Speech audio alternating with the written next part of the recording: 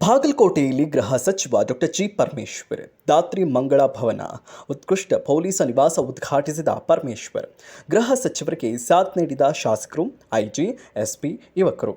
ಸುದ್ದಿಗಾರರೊಂದಿಗೆ ಮಾತನಾಡಿದ ರಾಜ್ಯ ಗೃಹ ಸಚಿವರು, ಬಾಗಲಕೋಟೆಯಲ್ಲಿ ಗೃಹ ಸಚಿವ ಡಾಕ್ಟರ್ ಜಿ ಪರಮೇಶ್ವರ್ ಅವರು ಉತ್ಕೃಷ್ಟ ಪೊಲೀಸ್ ನಿವಾಸ ಮತ್ತು ದಾತ್ರಿ ಮಂಗಳ ಭವನವನ್ನು ಉದ್ಘಾಟಿಸಿದರು.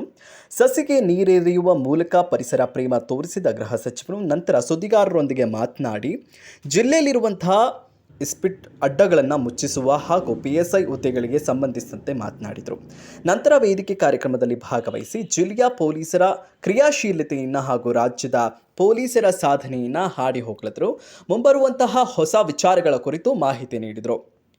ಗೃಹ ಸಚಿವರಿಗೆ ಶಾಸಕರಾದಂತಹ HY ಮೀಟಿ, ಉಸ್ತುವಾರಿ ಸಚಿವರಾದಂತಹ RB ತಿಮ್ಮಾಪುರ, ವಿಧಾನ ಪರಿಷತ್ ಸದಸ್ಯರಾದಂತಹ ಹನುಮಂತ ನಿರಾಣಿ ಸೇರಿದಂತೆ ಪೊಲೀಸ್ ಆದಂತಹ IG Chetan Singh Rathore, ಜಿಲ್ಲಾಧಿಕಾರಿಗಳಾದಂತಹ Sangappa, CEO Shashidhar ಕುರೇರಾ, SP Amarnath Reddy, ASP Prasanna Desai ಸೇರಿದಂತೆ ಹಲವರು ಸಾಥ್ ನೀಡಿದರು. ಮಾನ್ಯ ಪೊಲೀಸ್ ವರಿಷ್ಠರಾಗಿರ್ತಕ್ಕಂಥ ಮಾನ್ಯ ಅಮರನಾಥ್ ರೆಡ್ಡಿ ಅವರಿಗೆ ವಿಶೇಷವಾಗಿ ಅಭಿನಂದನೆಯನ್ನು ಸಲ್ಲಿಸುತ್ತೇನೆ. ಯಾರಾದರೂ ಉತ್ತಮವಾದ ಕೆಲಸ ಮಾಡಿದ್ರೆ ಒಳ್ಳೇದು ಮಾಡಿದ್ದಾರೆ ಅಂತ ಹೇಳಬೇಕಲ್ವಾ? ಅದನ್ನೇ ನಾನು ಇವತ್ತು ಮಾಡಿದ್ದೇನೆ. ರಾಜ್ಯದಲ್ಲಿ ಪೊಲೀಸ್ ಇಲಾಖೆ ಬಹಳ ದೊಡ್ಡ ಬದಲಾವಣೆಯನ್ನು ತಗೊಂಡು ಬಂದಿದೆ. ನಾನು ಇದನ್ನು ಇಲ್ಲಿ 3ನೇ ಬಾರಿ ಗೃಹ ಸಚಿವನಾಗ್ತಾ ಇದ್ದೇನೆ. 3ನೇ ಬಾರಿ ಗೃಹ ಸಚಿವನಾಗಲೂ ಕೂಡ 2015ರಲ್ಲಿ ನಾನೇನು ಮೊದಲನೇ ಬಾರಿ ಗೃಹ ಸಚಿವನಾಗಿದ್ದೆ, ಅಲ್ಲಿಂದ ಇಲ್ಲಿಯವರೆಗೆ ನಾವು ಮಾಡಿರ್ತಕ್ಕಂಥ ಅನೇಕ ಬದಲಾವಣೆಗಳು ಇಡೀ ರಾಷ್ಟ್ರದಲ್ಲಿ ಕರ್ನಾಟಕ ಪೊಲೀಸಿಗೆ ಗೌರವವನ್ನು ತಂದುಕೊಟ್ಟಿದೆ.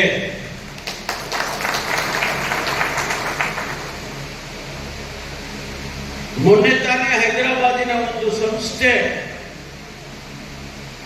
ಕರ್ನಾಟಕ ಪೊಲೀಸ್ ಸಾರ್ವಜನಿಕರಿಗೆ ನ್ಯಾಯ ಒದಗಿಸುವುದರಲ್ಲಿ ಮತ್ತು ಸಹಾಯ ಹಸ್ತವನ್ನು ನೀಡೋದ್ರಲ್ಲಿ ಇಡೀ ದೇಶದಲ್ಲೇ ಮೊದಲನೇದು ಅಂತ ಹೇಳಿ ಒಂದು ಸಮೀಕ್ಷೆ ನನ್ನಲ್ಲಿ ಹೇಳಿದ್ದಾರೆ. ಇದು ನಾನು ಹೇಳಿದ್ದಲ್ಲ, ಅಥವಾ ನಮ್ಮ ಇಲಾಖೆಯ ಮುಖ್ಯಸ್ಥರು ಯಾರು ಕೂಡ ಹೇಳಿ ಬರೆಸ್ಕೊಂಡಿದ್ದಲ್ಲ. 10 ಪ್ಯಾರಾಮೀಟರ್ಸ್ಗಳನ್ನ ಇಟ್ಕೊಂಡು ಅವರು ಸಮೀಕ್ಷೆ ಮಾಡಿ ಹೇಳಿದ್ದಾರೆ.